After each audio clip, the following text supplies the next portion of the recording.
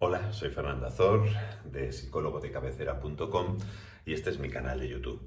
Hoy quería hablaros de los miedos, las fobias, dependiendo de su intensidad, podemos a veces hablar solamente de miedos o cuando ya alcanzan un grado de bloqueo y de malestar para la persona, ya tendríamos que estar hablando de fobias.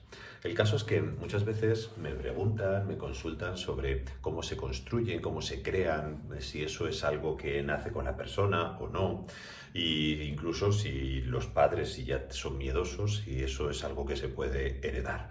Bueno, pues esto es algo de lo que quiero hablaros y me gustaría responder alguna de esas preguntas para que sirvan de ayuda a la hora de entender cómo nos sentimos en un momento dado y qué podemos hacer para contrarrestar los miedos.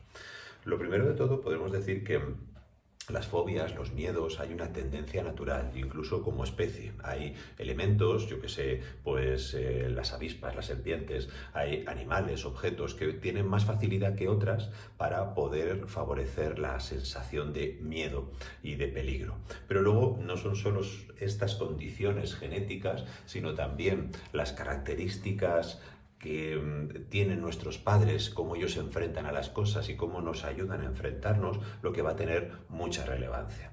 Por otro lado, ya la genética no como especie, sino la genética, la que heredamos también de nuestros propios padres, nos predispone. En ese sentido, en términos de ordenadores, podríamos decir que estaría el hardware y el software. El hardware tendría mucho que ver precisamente con la predisposición que nosotros tenemos a tener más miedos y el software, que sería más la forma en la que nos enfrentamos y cómo cargamos en ese hardware, en ese ordenador, programas que son más afines y que van a procesarse de una manera más fácil o más rápida. Por tanto, el tema, como siempre, no es tan sencillo como si se hereda o no se hereda. Hay una serie de sumatorio de factores que van a determinar finalmente el resultado o la manera en la que una persona se enfrenta a la vida. ¿Qué pasa? Que la percepción de peligro, la sensación de hay algo que puede estar mal, a veces tenemos más sensibilidad a la hora de detectarlas. Por ejemplo, características de personalidad que tienen que ver con el control, la exigencia, casi siempre pueden derivarnos a detectar ayudarnos a detectar esos peligros y a ver que si algo puede ser peligroso, a lo mejor hay que poner los remedios. Y aquí estaría una clave importantísima en esto de los miedos y las inseguridades, las alertas, las preocupaciones, cómo una persona se enfrenta y hasta qué punto la forma en la que se enfrenta a las sensaciones es la adecuada. Las personas que tienden a detectar y a poner ya soluciones, muchas veces sienten que esas soluciones son las que han hecho que los miedos no hayan crecido. Sin embargo, es precisamente el que siempre están poniendo soluciones y no están experimentando hasta qué punto eso puede ocurrir, lo que hace que la sensación de peligro sea enorme. Algunas personas tienen la vivencia de que va a ser terrible y todas sus experiencias o mejor, sus no experiencias le demuestran que es de ese modo. Claro, en esos casos la tendencia es a repetir siempre ese modelo. Me anticipo, resuelvo, evito. Y eso hace que en un momento dado, gracias a, pues qué sé yo, haber tomado muchas medidas para subirme a un coche y ver que gracias a eso no he tenido un accidente, la siguiente vez tendré que volver a hacer lo mismo. O a veces no son las medidas, como no monté o no hice ese viaje y me fui por otro medio de transporte, pues eso es lo que me ha evitado tener un accidente. Entonces, en este sentido, podríamos decir que estadísticamente, claro que tenemos la posibilidad de tener accidentes y de sufrir daños y de que puedan pasar cosas negativas, pero dependiendo de cómo las resolvemos, la vivencia subjetiva será una, será otra y habrá mayor o menor tendencia al malestar.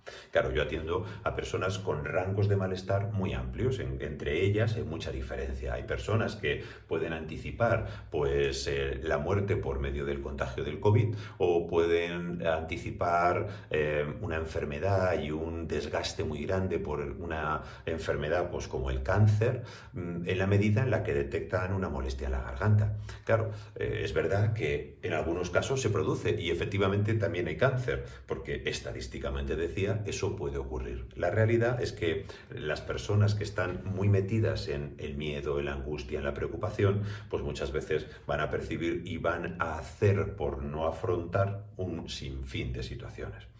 Otra cosa sería los miedos que tienen que ver con experiencias traumáticas.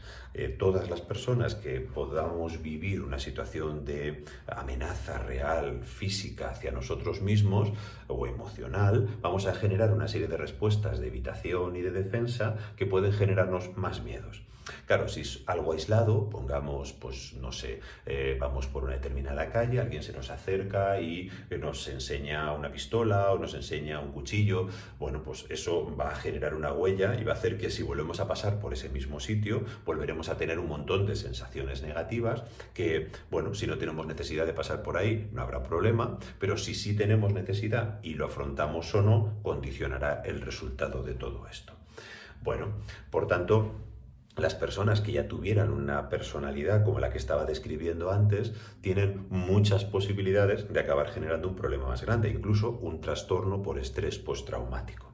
Y eso pues le va a impedir el poder relacionarse de forma más sana y de forma más tranquila con el entorno. Sin embargo, si hay una tendencia, aun cuando hubiera una predisposición a afrontar y a exponerse a esos miedos, lo normal es que se quede como un hecho aislado, que dure un tiempo, pongamos semanas, meses incluso, algún que otro año si es algo muy intenso, pero lo normal es que eso vaya como dejando poca huella y que vaya permitiendo que el día a día continúe sin marcar tanto las sensaciones negativas. Por todo esto, podríamos decir entonces que la fobia tiene una parte heredada y una parte aprendida, y dependiendo de las habilidades que podemos aprender para hacerles frente, podemos conseguir que no nos lastren tanto. Fobias hay muchas y nombres se les pueden poner casi siempre con alguna raíz griega por aquello de oficializarlo un poco más, pero quizás aquí lo importante es saber que lo que tienen todas en común es la manera en la que se establecen, la manera en la que se generan y la manera en la que luego se mantienen a lo largo del tiempo. Muy importante entender este proceso para poder luego resolverlo.